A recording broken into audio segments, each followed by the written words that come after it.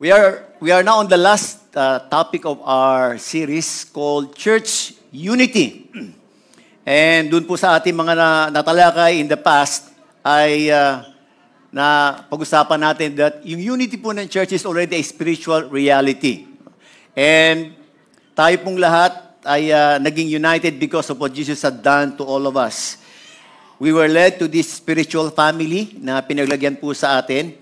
And we are then commanded to preserve the unity that He gave us. At ang sabi po dito, napag-aralan natin, unity begins with the letter U. And that means unity begins with us, with you. No? You and me. Nag-uumpisa po yan, yung unity na yan. Alam din natin ang reality na meron din po mga challenges na hinaharap tayo as a church na po pwedeng mag-break ng unity po natin. Isa na rito yung napag-aralan natin noong una, yung conflict.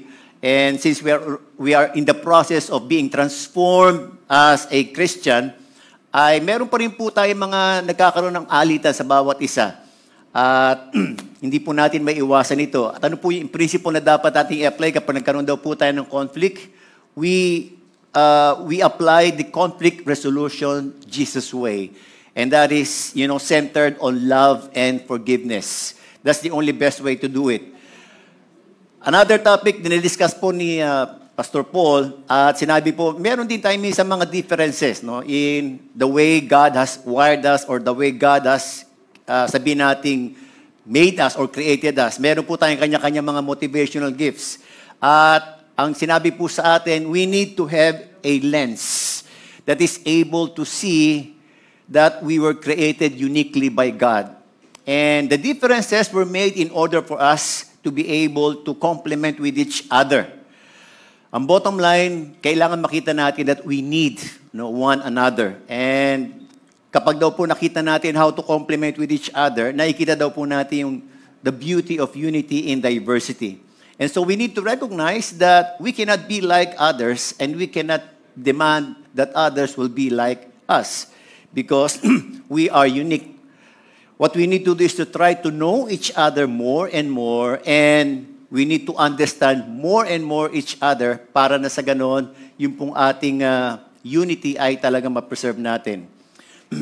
Yan po yung intention natin kung bakit po tayo nagkaroon ng tinatawag natin series na ito. And if you are with us, in this topic that we are talking about, yun daw po ating mga preferences, yung ating mga opinion, yung mga hurts na naranasan natin doon sa mga conflict natin with our brothers and sisters, ay should not rise above our relationship with one another. Kinakailangan daw po ang mag-rise above doon sa ating relationship ay yung love, forgiveness, and understanding. Yun daw po dapat ang nasa itaas.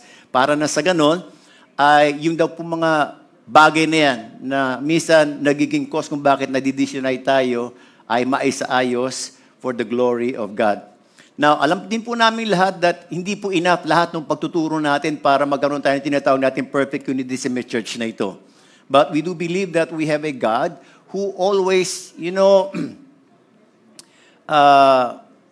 guiding us and dealing with each and every one of us. Para na sa ganon, yun daw po mga bagay na hindi malinaw sa atin, yung mga bagay na dapat natin baguhin sa atin ay mabago. Upang na sa ganon ay tayo po, masunod natin yung kanyang command to be one. Now, talking about yung mga factors po na po pwede sabihin natin magbigay ng disunity sa atin, alam niyo po ba na yung ating po mundong ginagalawan ngayon ay meron pong pagbabago na ganap. Meron pong changes na naganap, at especially during the time na nagkaroon po tayo ng pandemic. And the changes have affected the way we relate with one another. Naapektuhan daw po yun. Yung ating pong way of relating with one another on a deeper level, dati-rate sa ating workplace, sa ating family, sa school, and even sa church, ay naapektuhan daw po. Now, alam natin lahat na during the pandemic, nakatulong po ng malaking social media. Amen po ba yun? Kasi nung wala po tayong way para magkasama-sama, nagkaroon po tayo ng mga online services. At napakinabangan po natin yung social media. We were able to cope with the situation. But eventually, mga kapatid, nung nawala na po yung pandemic, at nagpatuloy pa rin po yung tinatawag natin mga online na yan, ay nag-cause po ito ng alarming, dangerous picture, no, sa ating lahat, sa ating present situation. And if we will not do something about it, ay baka po magkaroon tayo ng mas malaking problema. Ano po yung sinasabi ko? A recent survey daw po ay was conducted by a team of psychologists, no, sa UK. At ang kanila pong target nung kanilang survey ay yung mga millennials, no? The millennials, those born between 1981 and 1996, also known as the Y generation. Now, ito pong mga, sabi natin millennials na to, they consist 45% of our population, even in the Philippines. Pinakamalaki population nila. And these millennials are, the workforce of our nation. Sila po yung biggest earning body of group people na masasabi natin nagsusustain po ng ating economy. So, malalaki po. Sila po yung masasabi natin malalaki mga sweldo. So, they've interviewed 1,600 people and the result portrayed an alarming picture, no, of an increasingly lonely and lost generation. Yan. No? At sabi daw po, more people now are comfortable to live alone than at any other point in our recorded social history. So yan daw po yung ngayon, ang nakikita na natin. Marami daw pong tao, okay na sa kanila to live alone. No? And more are, on average, mga kapatid, daw po mga millennials, they spend 6.5 hours a day on social media. No? And so yung kanila daw pong work, many were interviewed, they considered their work as doing things in front of the computer the whole day in between lunch. Ganun na daw po yung trend ngayon, mga kapatid. So, ano po yung nangyari? Alam natin lahat na after the pandemic, nagkaroon na po ng tinatawag nating work from home. Tama po ba? And work from home becomes a normal thing in our society. Sabi po ng mga company, it's more economical. Sa mga nagtatrabaho din, sabi nila, mas okay kasi tipid, di ba? Hindi na ako mamamasay, hindi na ako magbibihis. Kahit na nasa office ako, kahit naka-short lang ako, pwede ako mag-office. At walang oras, no? Walang oras. Now, alam natin kapag meron mga ganun mga changes, meron pong nasa-sacrifice eh. Tama po ba? At meron pong mga bagay na nawawala na mga masasabi natin importante din naman sa atin. Ano po ba yung mga nawala? Sa mga nagtatrabaho po, nawala na po yung atmosphere na magkakasama yung mga magkakatrabaho, di ba? Na nagkakakitaan. Sabay-sabay kumakain, di ba? Nagkukwentuhan habang kumakain, sabay sa pag-uwi, at tinutuloy yung kwentuhan doon sa may pag-uwi. Nawala na daw po yung mga kapatid, and it has an adverse effect, no, in the way we relate to our co-employees. Ganon din po yung nangyari sa mga schools, mga kapatid. Yung po mga bata, ay na-miss po nila yung tinatawag nating normal thing na nangyayari po doon sa school na magkakasama sila. Nagpapalipad ng eroplano, gumagawa ng mga kalokohan habang nasa harapan ng teacher. Alam niyo po ba yun? Minsan po, napakaganda pong alalahanin yung mga bagay na yun eh. No? At maglalagay sa main blackboard, the noisy people. No? Mga ganyan. Ano? And alam niyo po ba naging effect nito sa US? Marami daw po sa mga elementary students ang nag-suicide because of this. Hindi ko po alam kung nangyari din po yan sa Pilipinas, pero alam natin lahat na nagkaroon po ito ng adverse effect sa bawat isa sa atin. Another thing, although yun daw po mga millennials ay may marami mga friends, no? Kayo po ba, ilan ba ang friends natin sa social media? No, 1,000 na ba? 2,000? Ha? Mga followers natin. Although they have a very large number of friends in social media, there is still that increasing sense of loneliness in them. Wow. Medyo nakakatakot and very alarming. Now, why is that? Bakit po kaya tayo, in spite of that? Kasi alam niyo po ba mga kapatid, because we were created by God for friendship with God and with one another in an in-person setup and not in an online setup. Yung po yung ano nun eh. Design, and whenever, we stray away with the design of God, nagkakaroon po ng adverse effect ito sa ating very person and the way we relate with one another. And people nowadays, no, become friends, no, by clicking the accept button. So napakadali na po magkaroon ng kaibigan ngayon eh. I-click mo lang yung accept o kaya yung confirm, kaibigan mo na sila. Pero alam nyo na, one thing I noticed in this generation, I don't know if you will agree with me, marami daw po mga tao ngayon, parang yung dahil sa puro one click na lang, pag pinag-usapan natin yung liit ng pasensya, no, sa mga hardships, ganun na po yung description ng marami mga tao ngayon. Hindi lang siguro mga millennials. Lumiliit po yung pasensya ng marami sa atin at mas marami daw po sa atin mabilis ma-offend. No? And so kapag daw po na-offend, lalo daw pong nabawasan yung ating pagiging confrontational eh. Tayo daw po mga Pilipino, we're not confrontational eh. Lalo daw po nadagdagan. Kasi kapag hindi nagustuhan yung post ng isang tao, kapag na-offend doon sa sinabi doon sa may Facebook, unfriend na kita. Hindi na tayo friend. Okay? And you can do that by clicking a button, unfriend. Now, how do we find this thing that is happening sa ating mundo? No? I believe that this is already happening in our nation. Ano? At ano po ba yung implication nito?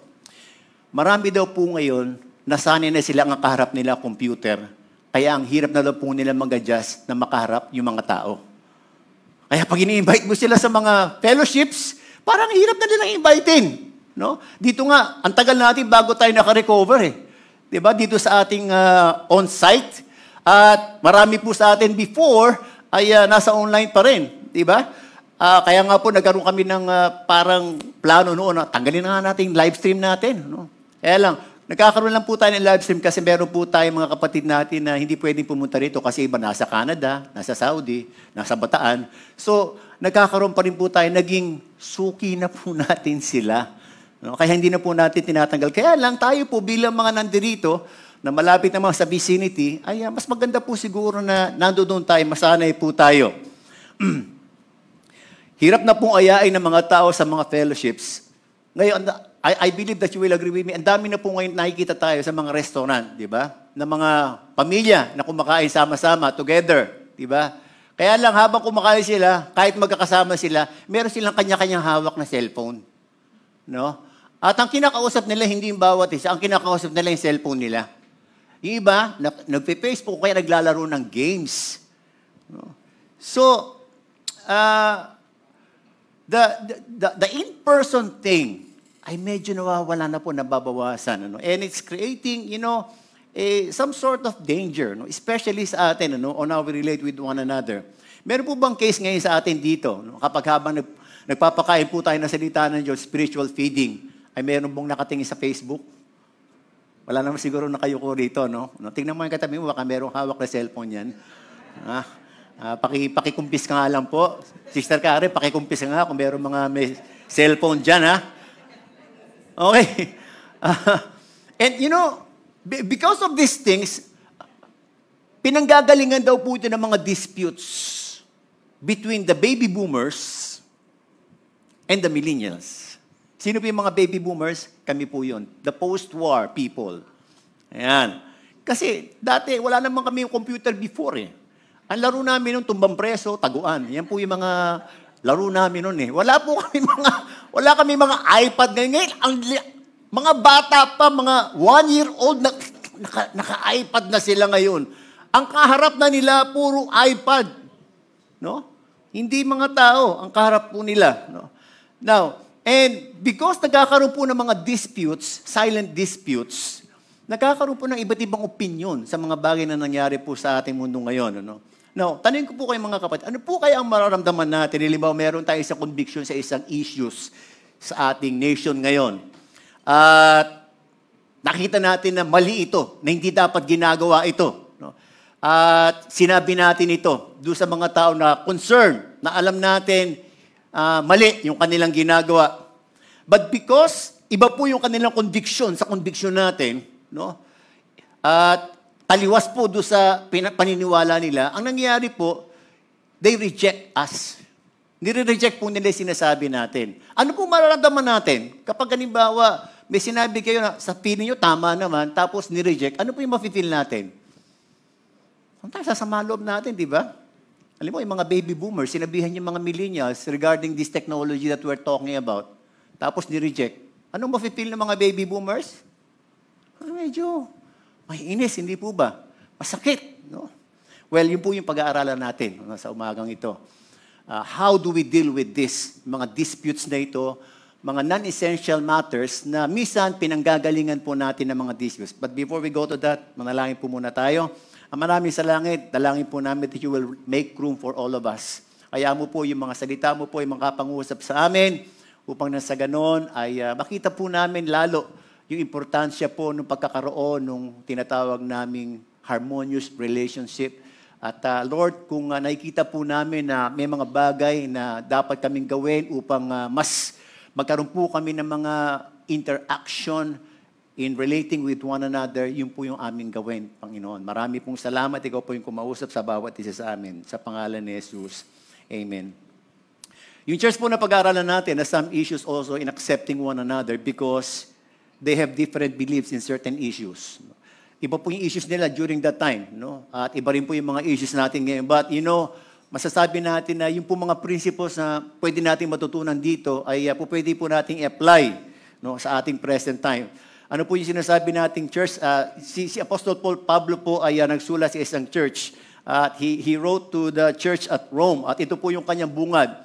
Romans 14, verse 1.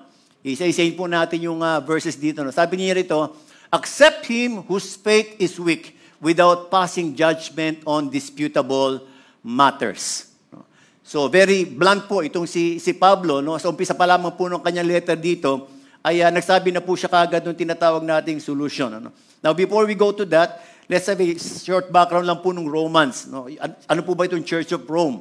Now, ito pong Church of Rome ay masasabi natin na has already been in existence for a number of years nung napuntahan po nung nakita po ni Pablo.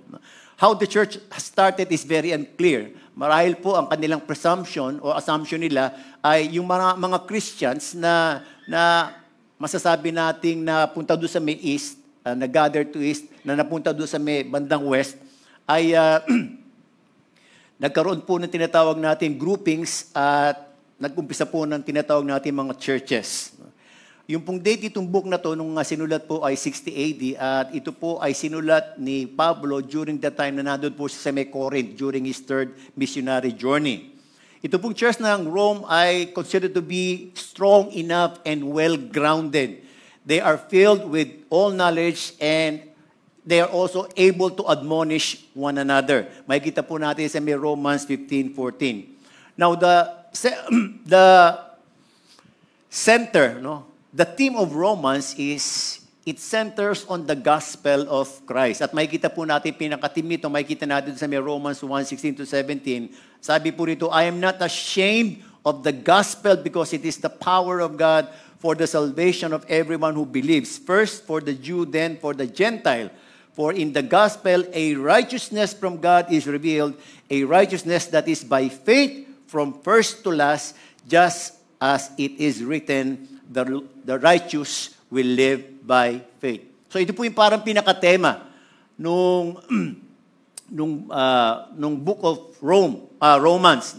At si Pablo daw po ay deeply concerned doon sa kanyang mga reader para maintindihan daw po nila that all sinners, lahat po, wala pong binabanggit yun na hindi kasama, that all sinners, all na naging member ng church, they have received a righteousness through the righteousness of God. At wala daw po mga tao na nakatanggap ng sarili nilang righteousness sa kanilang sariling gawa. They were also justified sinners and they should live daily for the glory of God.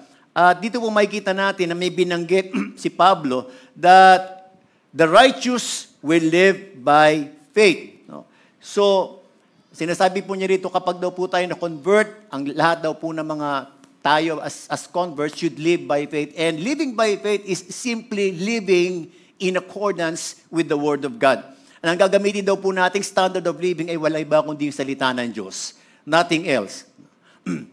Now, dun po sa binasa natin, accept him whose faith is weak, without passing judgment on disputable matters.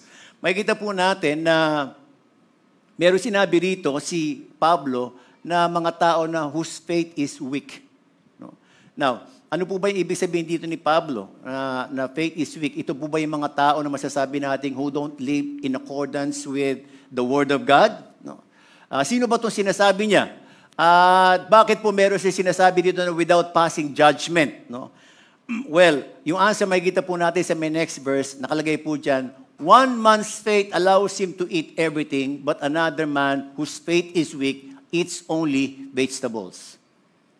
So meron po itong binabanggit na tao na mga weak ang faith at saka strong ang faith. Sino po rito yung mga sinasabi mga weak ang faith? Yung kumakain ng gulay. Diba? Diba? Nakalagay mo. Sabi, but another man whose faith is weak eats only vegetables. Tanong mo nga sa katabi mo, gulay lang ba kinakain mo? So, ibig sabihin niya, mahina pa na ng palataya natin. Yung ba ibig sabihin ni Pablo dito? Mahina pa na ng palataya mo, hindi ka kumakain ng karne. Hindi ka kumakain ng baboy.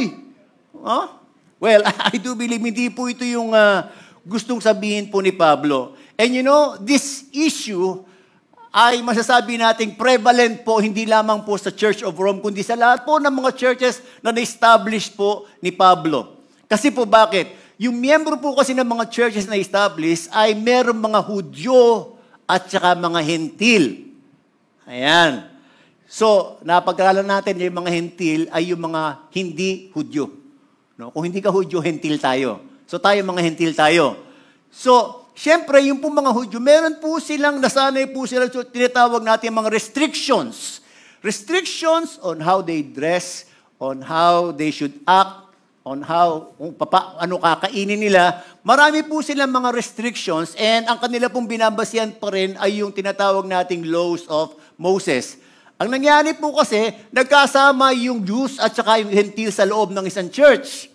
Okay? So ano po mangyayari niyan? So magkakaroon po ng konting disputes.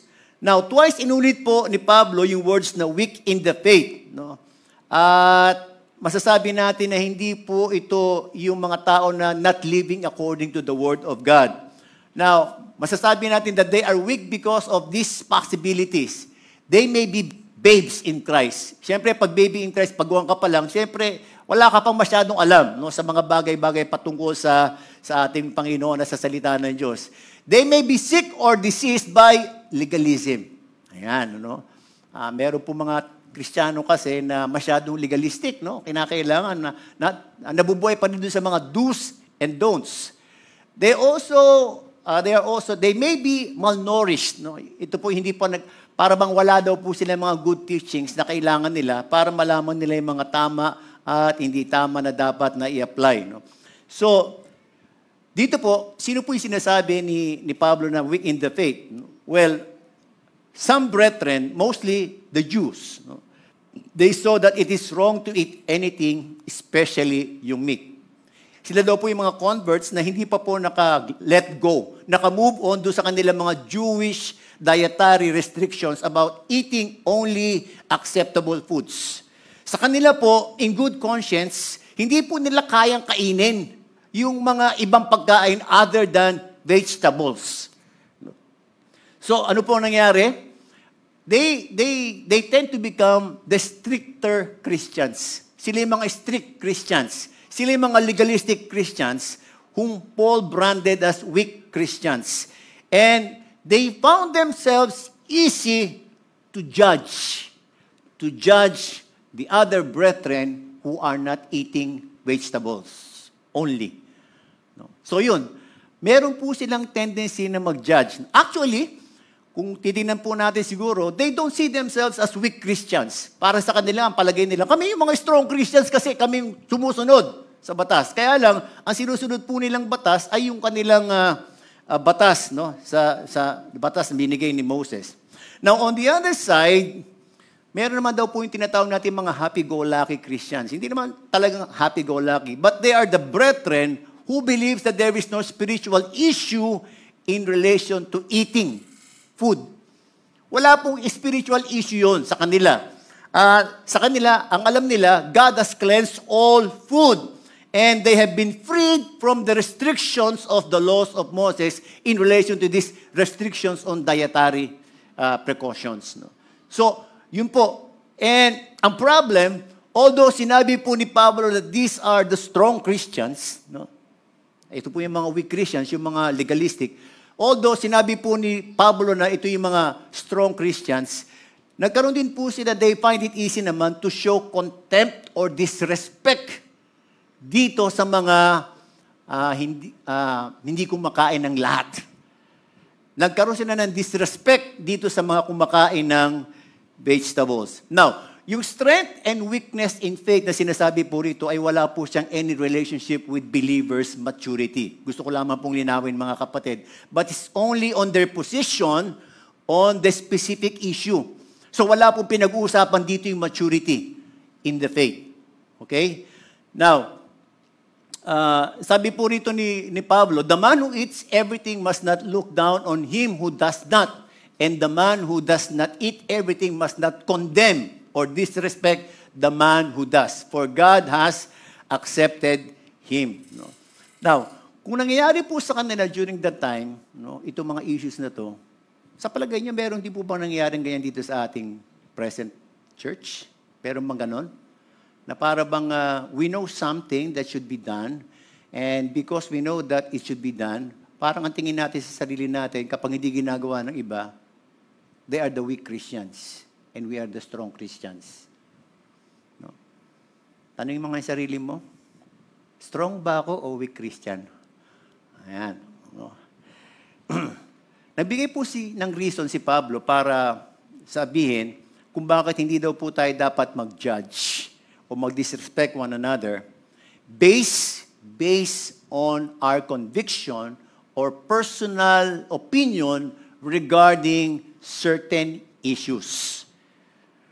Now, pag pinag-usapan po natin certain issues na to, hindi po ito yung tinatawag nating principles of the Bible. Ha? It's not the principles of the Bible, but issues. At yung issue po sa kanila during that time ay yung pagkain ng meat at ng vegetables lang. Why is it inappropriate to judge or to disrespect one another? Number one na sinabi po ni Pablo, because God has accepted all and all are in the same footing in relation to God. We are all His servants. He is our master. Yung po yung sinabi ni Pablo. No? Ano po ibig sabihin nito? Sabi niya, who are you to judge someone else's servant? To his own master he stands or fails or falls, and he will stand, for the Lord is able to make him stand. Ano po yung sinasabi dito? Lahat po tayo, na dinila ng ating Panginoon sa iglesia, lahat po tayo, we have the same footing. We are all sinners. We are destined to hell, and we were not destined to hell because God has brought us into His kingdom of light, at lahat po tayo ay binili. Lahat po tayo nandito, binili ng dugo ng ating Panginoon. And since He bought us all, He owns us, and our master is none other than our God. Amen po ba yun? Utang na loob natin ang ating bagong buhay sa ating Diyos. And so, sa atin po ngayon, sa ating kalipunan ng mga believers, wala daw po pwede magsabi na mas mataas ako sa iyo kasi hindi ako servant. Lahat po tayo, servant. No? At sabi nga po, none of us can claim that we are the master over our brethren. O kaya mas righteous tayo sa iba nating mga kapatid. Hindi daw din po natin po pwedeng i-claim na mas mataas daw po tayo sa iba nating mga kapatid because of our stature or position or knowledge na na-acquire po natin. Because the more we have acquired knowledge, the more that we think that we are more learned, the more daw po na dapat tayong magpakababa bilang isang servant. Why? Because that is what Jesus Christ did. Alam po natin lahat. Meron ba kayo isang tao na may isip natin na mataas ang posisyon na po pwedeng mag-claim na he has all the rights to become master over, na mas mataas pa sa posisyon ng ating Panginoong Yesus? Meron ba ditong Diyos? Meron bang Diyos dito? Wala naman, di ba? O sabihin natin, regional manager ka, halimbawa, presidente ka ng kumpanya, mayor ka, barangay leader, barangay captain. Pero ang tanong dito, Diyos ka ba? Now, kung hindi naman po tayo Diyos, kasi ang ating Panginoong Jesus, Diyos siya, binaba niya yung sarili niya eh. And He chose to become a bond slave. No? At ibinaba po niya yun. And He chose that. Now, tayo po, kung hindi naman tayo Diyos, wala tayong karapatan na tumingin ng mababa sa mga kapatid po natin. Dahil pare-pareho lang daw po tayo. We all belong to one master, and that is God.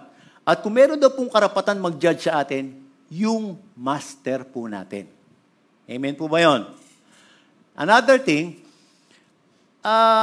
it is inappropriate to judge or disrespect one another, sinabi po ni Pablo, because it's fruitless to dispute on matters of conscience or personal conviction to non-essential issues. Meron po kasi mga issues na minsan pinagtatalunan natin na masasabi nating non-essential naman siya. Na, well, may kanya-kanya tayong personal conviction about that. Now, meron pong, sabi rito, one man considers one day sacred than another man considers every day alike. No? Each one should be fully convinced in his own mind. No? He who regards one day as special does so to the Lord. So ano po sinasabi dito? Well, kung personal conviction mo yan na ito hindi dapat ginagawa, ang sinasabi ni Pablo, let it stay with you. Now, naging clear naman po itong si Pablo in relation to the principles and issues. Pag pinag-usapan daw po natin mga essential at saka mga non-essential, pag pinag-usapan daw po natin essentials, these are the biblical principles na dapat daw po natin hindi lang dapat pinangahawakan po natin ito, pinaniniwalaan natin, at dapat convicted tayo na ito yung tama. Yung principles of the Bible, because that is absolute. And there is no right or wrong there. Hindi daw po pinagtatalunan yung mga principles in the Bible. Kasi malino naman po, if you will look at Romans 13:13, meron pong sinabi rito si Pablo, he made a distinction on matters of opinion doon sa mga essentials. Non-essentials and essentials. Meron po tayong tinatawag ng mga clear moral teachings. These are essentials. At ito daw po yung mga, meron daw po kasi mga outright works of darkness eh. Halimbawa, sexual immorality. Alam natin lahat, hindi na natin kinakailangan pagtanong kung mali ba yung sexual immorality o hindi. Wala. Ano yun eh? Prinsipyo yun eh. Mali yun. Mali talaga yun. At hindi na dapat mali ba yun o hindi? Hindi na kailangan ng opinion natin kasi that was a direct command from God. At sinasabi niya, these are works of darkness. Hindi dapat pinagtatalunan yan. And these are non-negotiable matters. Pero meron po tayong tinatawag na mga non-essentials. Ito po yung mga opinions on, during their time, opinions on food and drink, mga special days, mga regulatory requirements under the laws of Moses. At ito po yung sinasabi ni Pablo na hindi natin dapat, kung pwede naman natin pag-usapan. Ano ba yung opinion mo dyan? Ay, ito opinion ko yan. Dapat, hindi tayo kumakain ng karne. Dapat gulay lang. Ito, sinasabi ng isa, ay, hindi. Dapat kumakain tayo lahat. No, hindi lang gulay. Kasi, nininis na ng Panginoon lahat yun eh. Okay lang naman daw pag-usapan yun.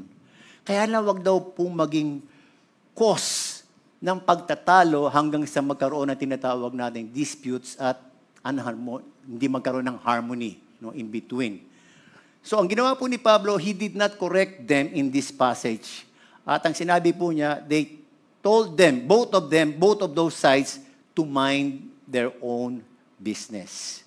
Ang sinasabi niya, if that is your personal conviction, then it has nothing to do with the direct command of God regarding, essential things. Halimbawa, yung mga salvation, holiness, sin, but these are only opinions on disputable matters, then you should keep it to yourselves and with God, and you should not impose that on others. The least thing that we can do is to respect yung ating daw po mga personal convictions. So yun po yung sinabi ni Pablo. Lastly, sabi po niya dito, it is inappropriate for us to judge or disrespect because we will all face judgment before Jesus Christ. Sabi po dyan, you then, why? Why do you judge your brother? Or why do you look down on your brother? No? So merong judging, tsaka may disrespect. For we will all stand before God's judgment seat. It is written, as surely as I live, says the Lord, every knee will bow before me, every tongue will confess to God. So then each of us will give an account of himself to God. Meron pong sinabi rito, ang ating si Pablo, yung God's judgment seat. In Greek, ang tawag po dito is bema. No? B-E-M-A. Ito po yung judgment seat of Christ. And there will come a time, and ito pong judgment seat of Christ are for all converts. Sa lahat po ng mga Christians ito. Hindi po ito kasama yung mga unbelievers.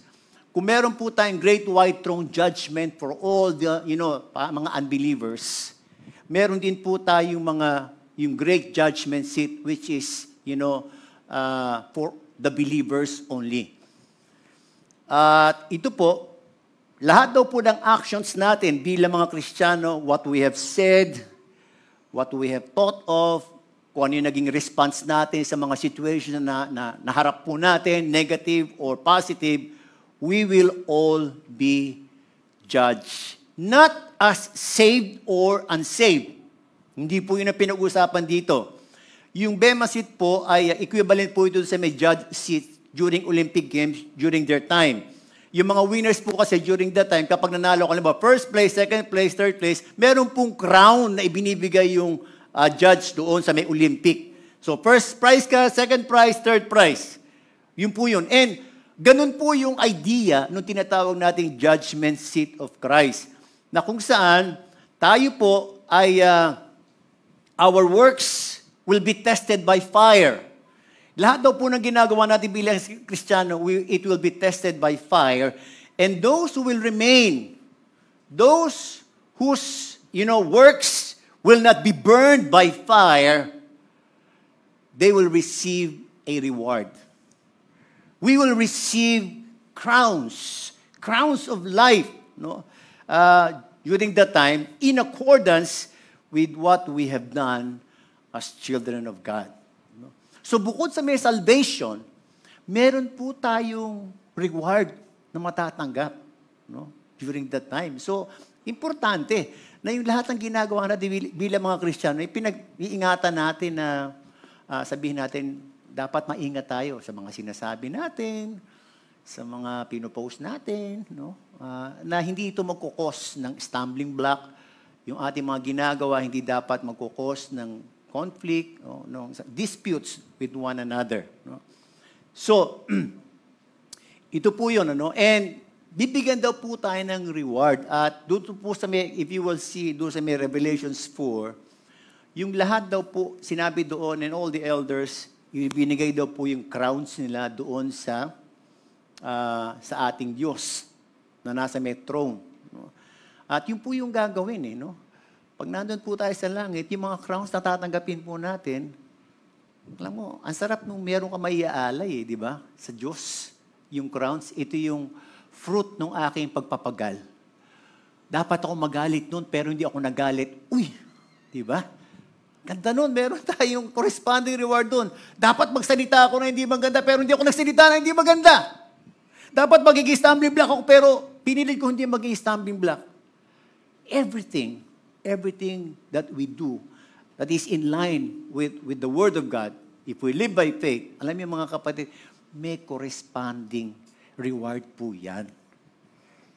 Although minsan mahirap sumunod ng totally sa ating Panginoon, pero alam niyo, tandaan po natin, tinitignan po tayo ng ating Panginoon, lahat po ng ating mga ginagawa.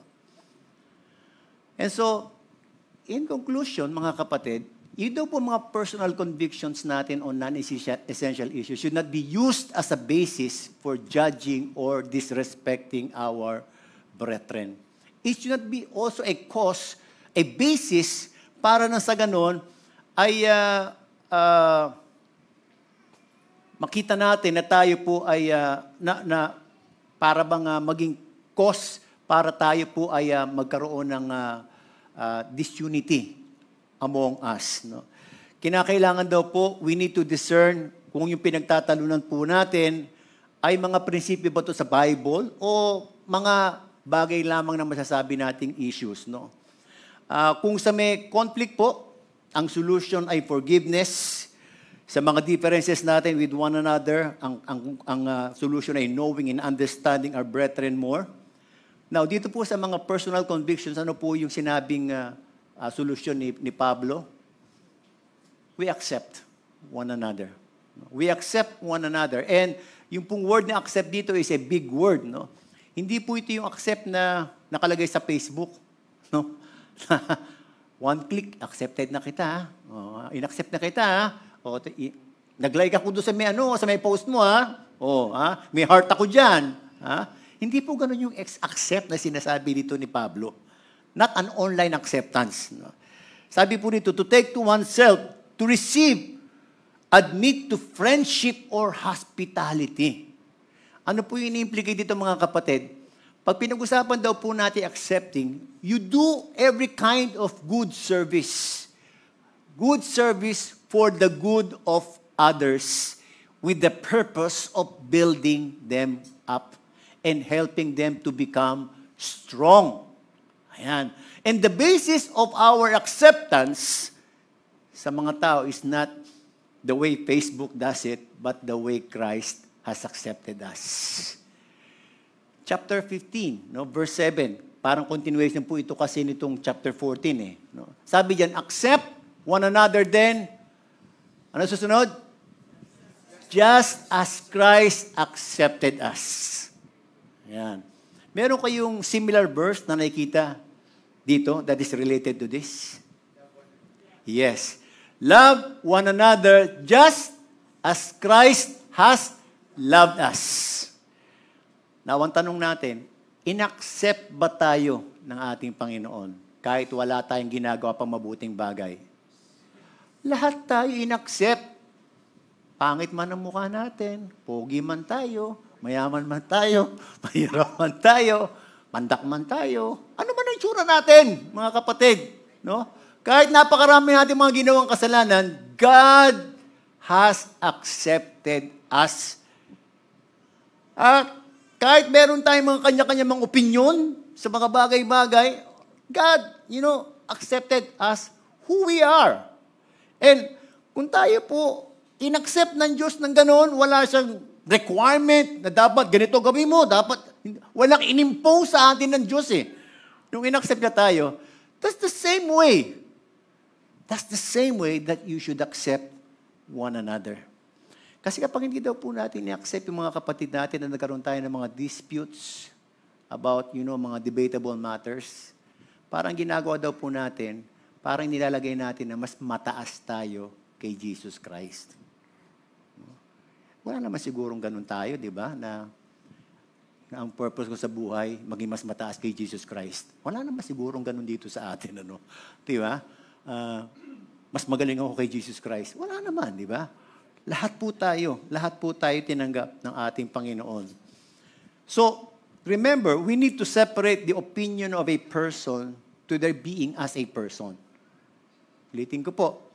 Yung opinion po ng mga tao ay hindi po nagdi-define ng kanyang pagkatao. And so, iba man ang opinion niya sa opinion natin, tanggapin natin yung pagkatao niya because his or her opinion does not define his very person. Yung po yung sinasabi doon. Kasi minsan, limbawa, nasaktan ako eh. May sinasabi na naman ako tungkol sa kanya na dapat ganito kasi masyado siyang nai-involve sa social media, wala na siyang oras, ni-reject. Di ba? So, minsan, kapag na-reject po yung ating mga sinasabi, feeling natin advice yun para sa kabubuti rin niya. No? Ang nangyayari po, doon sa tao na tayo nagagalit. Hindi na doon sa opinion niya. So we need to separate, of course, yung pong opinion ng mga tao doon sa kanilang very person. We should respect their opinions, but we should love the person. No? Now, ito pong Romans 14 na ito, ay masasabi nating is an issue also that is relevant sa ating modern church ngayon. Naniniwala po ba kayo na meron po itong koneksyon sa ating present church? Nangyayari po ba ito sa ating ngayon? Nagkakaroon po ba ng mga disputes ang mga Kristiyano over, some disputable matters? Meron po ba? I believe meron, ano? At sabi nga rito, meron po tayong mga differing opinions on some issues where we have strong convictions. At minsan ay i-connect daw po natin sa pananampalataya natin. No? Ano po ba ito? No? Na mga bagay na masasabi nating nagkakaroon tayo ng mga disputes, mga silent disputes po ito, na minsan hindi natin bine-verbalize. Kaya lang, minsan, hindi man natin bine-verbalize, ang tingin natin doon sa mga tao na hindi gumagawa ng sarili nating conviction, parang, ayoko na makisama dyan. Parang ganon. Halimbawa, example, may kumakain ba ng baboy? Alam ko dito, meron mga tao na hindi kumakain ng baboy. Di ba? O ba't di sila kumakain ng baboy? Iba? Sabi kasi ng Diyos bawal kainin ng baboy pati yung taba. Sabihin iba, sarap ng taba Di ba? Lalo na kapag chinicharon mo. Di ba? Masarap yun Now, kung ikaw naniniwala, hindi kinakailangan kumain ng baboy dahil hindi dahil sa utos ng Diyos yun directly, no? Mga dietary restrictions po yan. Ang sabi ko nga, pag mga dietary restrictions in the Old Testament, you suffer the consequence kapag binayolate mo. Pero you don't impose that to other people. Kung di sila kumakain ng baboy, hayaan mo sila. Bahala sila sa buhay nila. Malta-pressure sila. Diba? Ipag-pray mo na lang. No? Na Lord. Iba kasi pinag-pray naman yan No? Ay, wag naman po natin ikatwiran yan na pinag-pray. Kaya hindi magiging cause ng alta-presyon. Ay, wag po ganoon. No? Mali naman yun, ano? So, ipag-pray na natin. Now, yung drinking alcohol. Ayan. Scriptures are quite clear. May mga portions po sa Bible that alcohol, such as wine, is permissible. So, sasabihin ng iba, pwede uminom ng alak Isa, ay bawal. Hindi pwede uminom ng alak. Now, ang sinasabi po ng Bible, drinking wine is not required. But it is permissible. Okay? Lalo na po doon sa mga cold countries. Ayan. Nung nagpunta po kami noon sa Michigan, sa probinsya po namin sa Michigan, no? Hindi, 1987 pa po yun Normal sa kanila ang umiinom ng wine. Bakit? Sobrang lamig po sa kanila. At isa po sa mga paraan para, magising po yung kanilang mga dugo, part na po ng kanilang meal yung wine. And karamihan po sa mga cold countries. Now, sa atin po, cold countries ba tayo? Tanong, cold countries ba tayo? Misa nga rito sa atin, December na, init pa rin Di ba? Now, permissible naman po yun. Ano po ang binabawal ng Bible? Yung principle ng Bible, drunkenness. Yun po yung ibinabawal ng Bible. Yung sobrang paglalasing. Ayan. Sabihin natin, so pwede pala, pastor. Sabi ko kanina, it is not required, but it is permissible. Kaya lang, kapag yung iyong pag-inom ng alak ay nauwi sa pagkalasing, ay kapatid, ibang story na yan. No, ibang story na yan. So, kung meron tayong isang bagay na dapat na mag-stand firm, hindi tayo dapat nagpapakalasing. Okay? May control naman siguro iba sa atin, ano? Ako po kasi dati, tinry ko na na uminom ng alak no? Isang beer pa lang po during that time, namumula na ako. No? Sabi nila, ay, hiyang ka. No? Ganyan, hiyang ka. No? So, dapat, maka-breakthrough ka. No? Maka-breakthrough ka doon sa paghihiyang mo. No? Uminom ka pa ng marami. Sabi ko, kayo na lang. Ang sakit ng ulo ko di ba? Ang sakit sa ulo, di ba? Parang, minsan nga nag-ano ko, ano kaya minsan pag uminom sila, umaga pala, uminom ng gin. Ano kaya nakukuha nito mga taong ito? No? Minsan ganun tayo, we look down on these people di ba? Kasi hindi tayo umiinom. No? Kasi meron tayong mga conviction di ba? Sa akin nun, ang hirap sumakit ang ulo. Ang hirap umuwi ng bahay na para bang Hindi mo alam kung saan ka pupunta. Alam niyo, naranasan akong malasing eh. ang hirap. Pinipilit ko na pumunta rito. Pupunta ako rito eh. Ang hirap, no?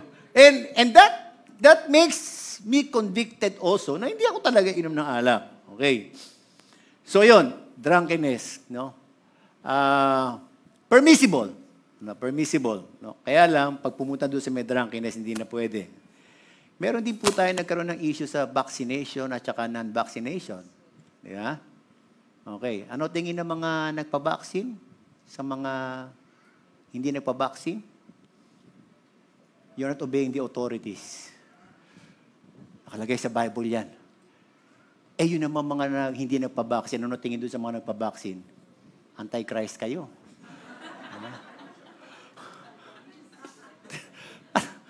And alam niyo, naging issue po yan, no? Dito sa ating church, di ba?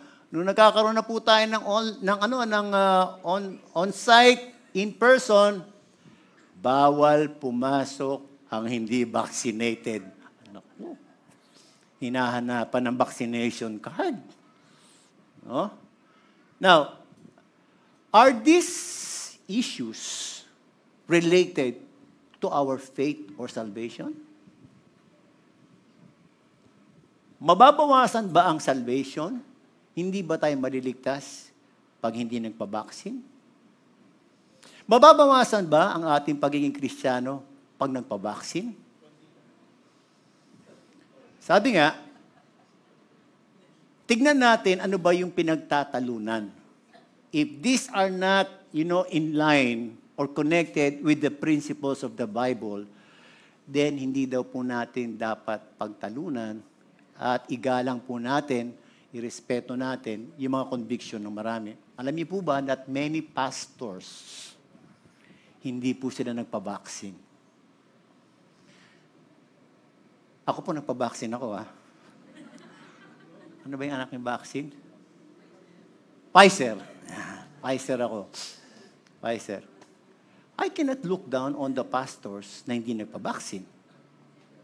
Diba? And, the pastors na hindi nagpa-vaccine, hindi naman sila po pwedeng i-judge ako. Diba? Yun po yung sinasabi dito no? Because these are only disputable matters. No? The use of Bible and cellphone. Dismiss din po yan, di ba? Ba't wala na mga Bible na hawak yung mga pastor sa Winalabang? Di ba? Bakit? iPad na lang. Tapos pag nababasa ng scripture, sa iPad nakatingin, hindi yung Bible. Meron pong mga ganyang Kristiyano ewan ko kung meron pa rin sa atin ganyan, na talagang, dapat, pag mga pastor, Bible ang binubuksan. Di ba? Kasi yun ang dapat Ako, sinasabi ko naman sa kanila, kung masyado tayong concerned sa original scripture, dapat yung bato ni Moses ang daladala ng mga pastor. Di ba? Original, yun ang original. Di ba? Yung mga writings sa Dead Sea Scroll, dapat yun ang daladala ng mga pastor. Di ba? I do believe, sa akin, ang conviction ko lang po, I do believe that the Word of God, saan man siya nakalagay, it does not decrease its power. Because it's the Word that has power, not yung kinalalagyan ng Word of God. So kahit na nasa cellphone ko yan, nakukonvict pa rin naman ako doon, mga kapatid. Di ba? Kasi yung Word naman ang nakukonvict Now, hindi ko po alam doon sa iba kung bakit gusto nila. No? Marami pa rin po mga pastors, ang ayaw nila ng iPad, ayaw nila ng cellphone, ang gusto nila yung librong makapal na dala-dala nila. But I respect them. Hindi naman dapat tayo magkaroon ng ano. Now, celebrating special days.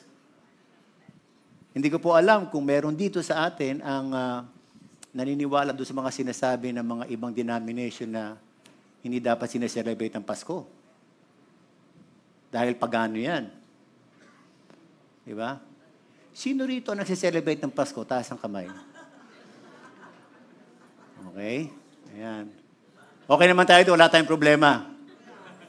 Kasi pag walang Pasko, wala kayong regalo. Ha?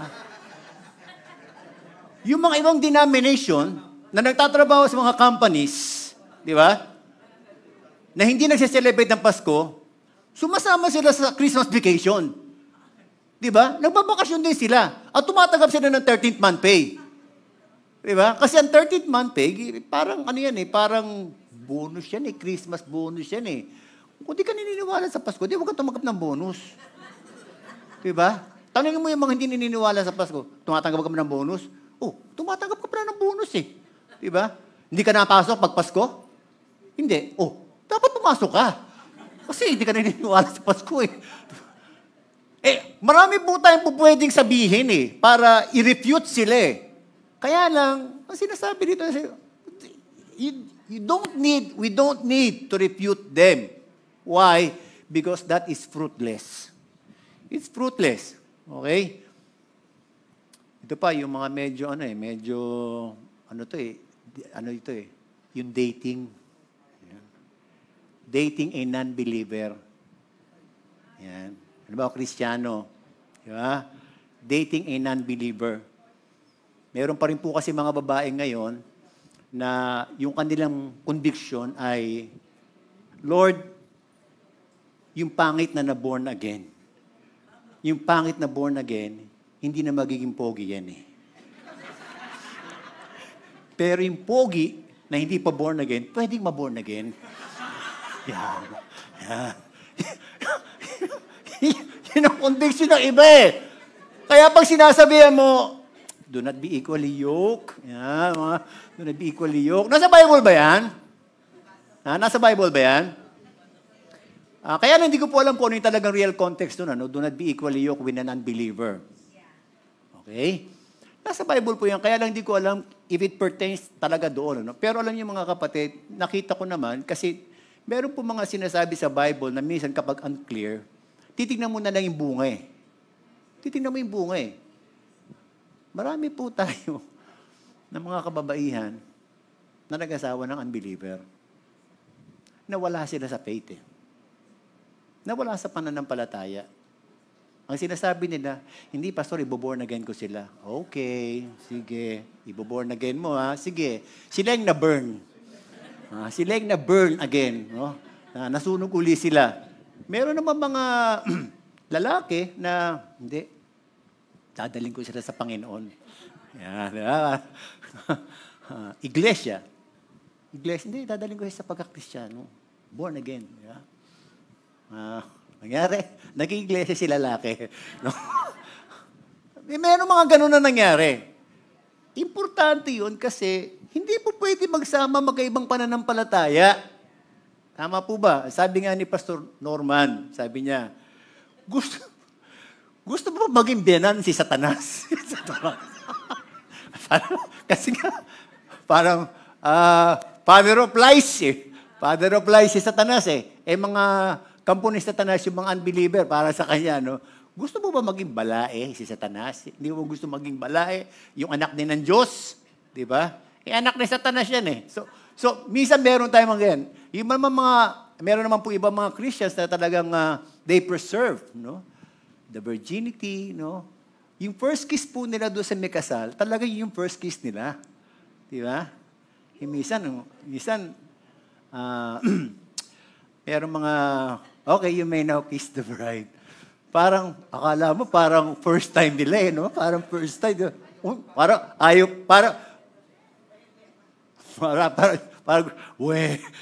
Parang gusto, dahil beses na naghalikan Ay, hiya-hiya pa kayong ganyan, di ba?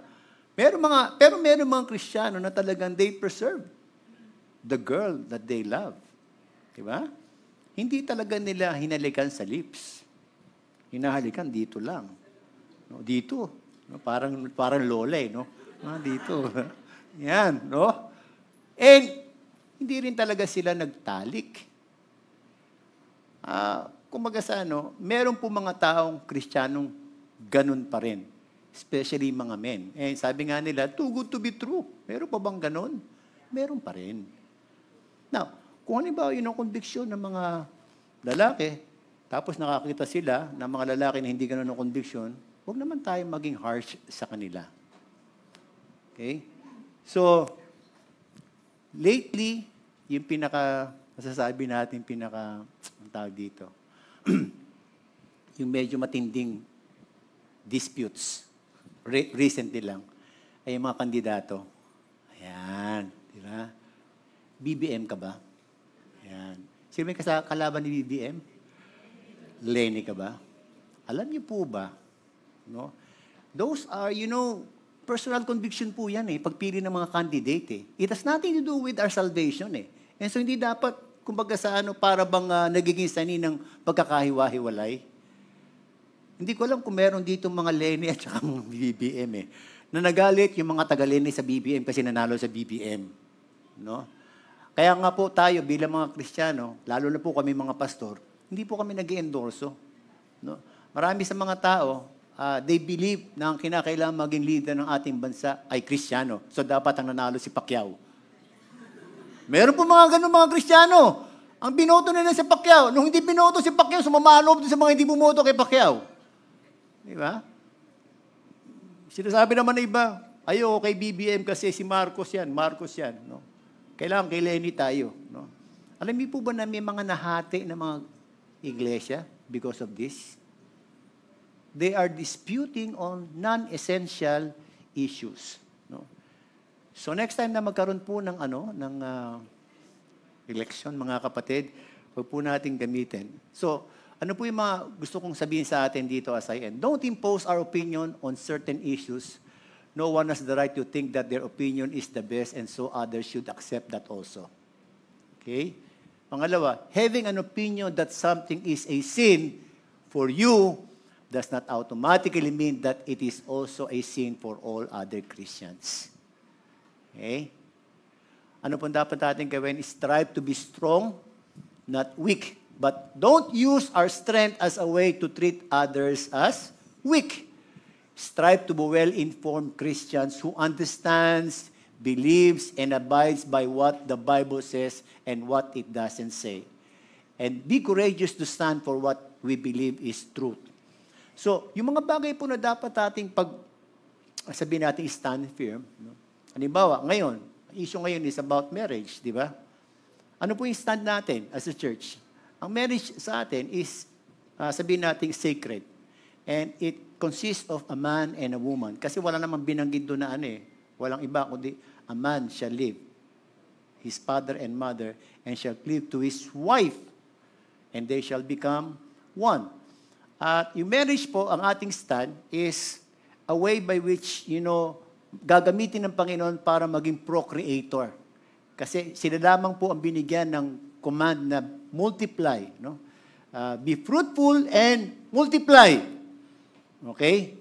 So, kapag nag-multiply po yung couple, ang tawag na po sa kanila ay family. So, ang family, husband and wife plus children. That's how we see family. No? Yun po yung ating stand. No? Now, may mga lumalabas po ngayon na mga ibang pananaw. Well, if that is our stand and that is what the Bible says, then stick to our stand. Hindi po pwedeng mag-create ng bata ang parehong lalaki. Hindi pwedeng mag-create ng bata ang parehong babae. Tama po ba yun? So, yung mga bagay na dapat magkaroon po tayo ng stand, dapat po tayo mag-stand. Let's be courageous and stand firm. Now, we don't have to say to other people, yung stand natin sa pinaniniwalaan natin prinsipyo ng Bible. Ang kinakailangan gawin lang daw po natin, you don't impose to them, but show it in our lives. That we are applying it in our lives. If we are teaching forgiveness, let it be seen in our lives. That you are forgiven. That you are a forgiver. No? Kung tayo po ay natuturo ng pag-ibig, then let's show it to our life. Kung sinasabi natin, let's make wise use of our time. Hindi pwede sa may lahat ng Facebook. Ipakita din natin sa buhay natin. Baka mas marami pang oras tayo sa Facebook. Di ba? So ipakita po natin sa buhay natin. Hindi natin kinakailangang sabihin. No? So we need to be informed, understand, abide doon sa sinasabi po ng Bible. Augustine says, I will end in this. Sa lahat ng mga essentials, mga importanteng principle, dapat united tayo dyan. In non-essentials, bigyan natin ng liberty ang bawat isa. Let them. No? Igalang natin. But in all things, charity. Pag in-apply po natin yung pag-ibig sa lahat ng bagay, any disputes, differences, hindi po tayo mamamali. At masasabi natin na tayo po ay makapagbibigay ng kaluwalhatian sa ating Diyos. And may papakita po natin that we are the Christians who really live by faith, living according to what the Word of God says. Amen? Tayo po tayong lahat, manalangin tayo.